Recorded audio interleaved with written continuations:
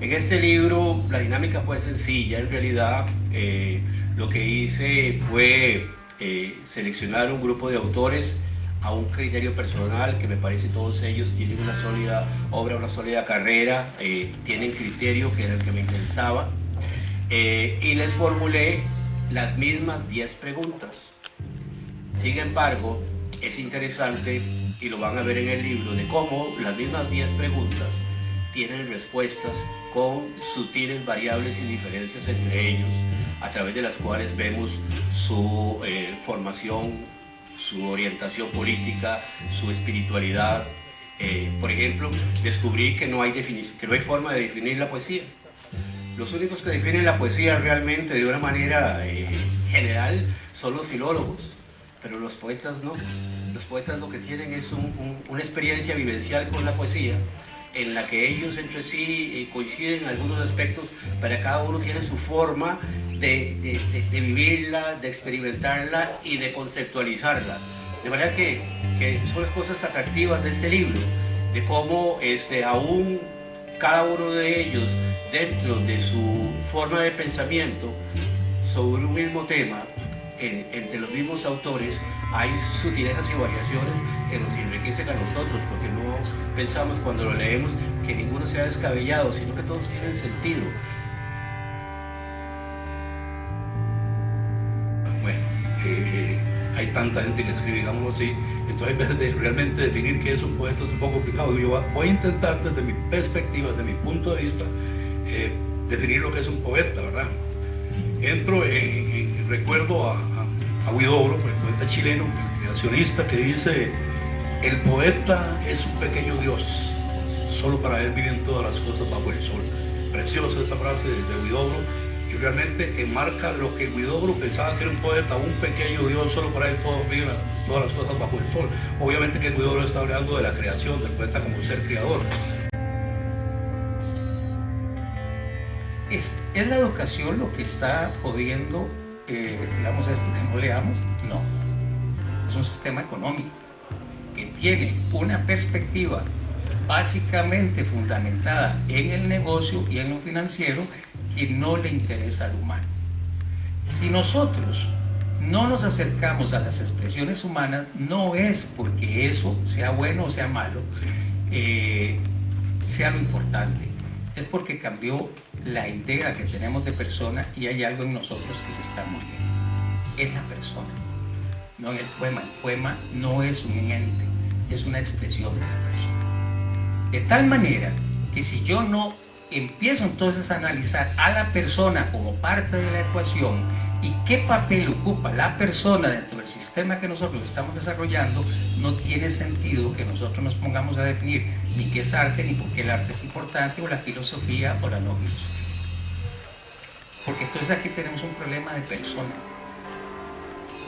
Tanto es así que si yo me pongo a analizar el espectro político del mundo, me doy cuenta que hay un cambio de paradigma donde ese nuevo esquema y ese paradigma del mundo busca una funcionalidad operativa.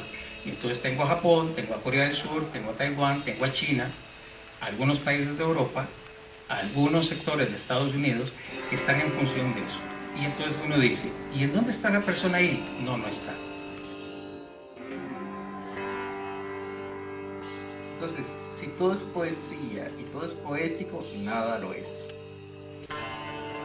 Yo soy muy elemental a la hora de definir la poesía. Para mí, la poesía es simplemente un género literario escrito en verso que utiliza figuras literarias, y ahí partimos. ¿Por qué razón? Porque a mí me aburren, me hastían las definiciones de los poetas. La poesía es asombro, la poesía es un grito, la poesía es compromiso. Eso ya es una cuestión meramente ideológica, es la posición del poeta frente al hecho de que va a escribir un texto hecho de versos o hecho de párrafos, como él quiera hacerlo, pero de allí a lo que él pretenda que sea la poesía es totalmente personal, que es inspiración, que es religioso, que rompe con la sociedad y la cultura y la tradición, eso ya es de cada poeta. Sin embargo, yo siempre he sido muy claro en que a mí no me importa de lo que escriba un poeta, que escriba sobre la guerra, sobre la paz, sobre el amor, sobre el odio, sobre la naturaleza, sobre la ciudad. A mí lo que me interesa de un poeta siempre ha sido que escriba bien.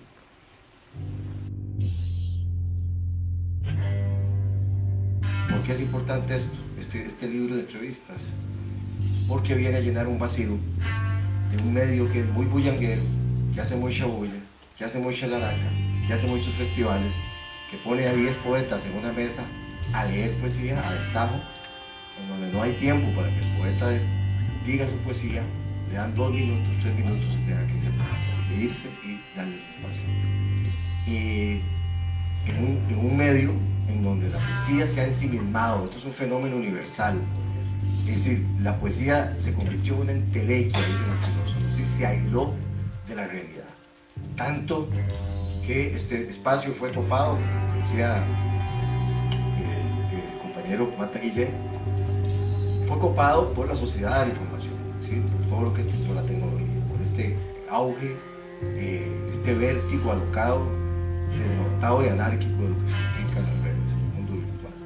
Es decir, ahí no hay jerarquías estéticas, ahí no hay estructuras, ahí no hay parámetros para valorar qué es bueno y qué es malo. Es decir, las redes funcionan como marejadas de basura, en muchos casos, alguna otra información valiosa, y oleadas de alineamientos algorítmicos en donde nos meten a la cultura frente a nuestras pantallas y nosotros creemos que estamos eligiendo libremente, estamos optando, actuando de una manera libre al elegir la opción cultural, y no es cierto.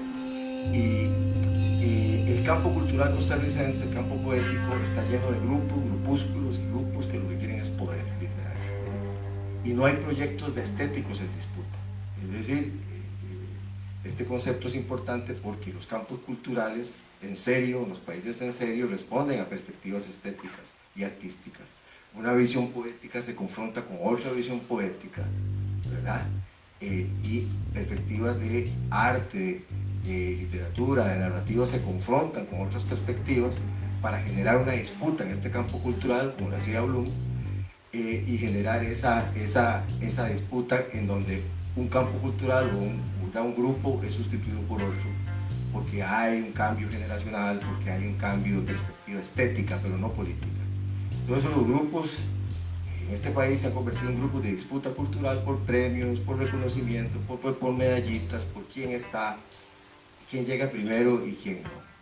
Entonces esto se ha convertido en un lugar en donde el mérito y el trabajo literario en serio, de años, de lecturas, de años, de trabajo en silencio, porque el trabajo del escritor es en silencio y en soledad, no en la red carpet ni en la pasarela, se sustituye por este bullicio loco, por esta locura que significa el mundo poético, en concreto, el mundo poético, en donde la pregunta que uno se hace es ¿a qué responde esa euforia del mundo por generar poesía y poeta?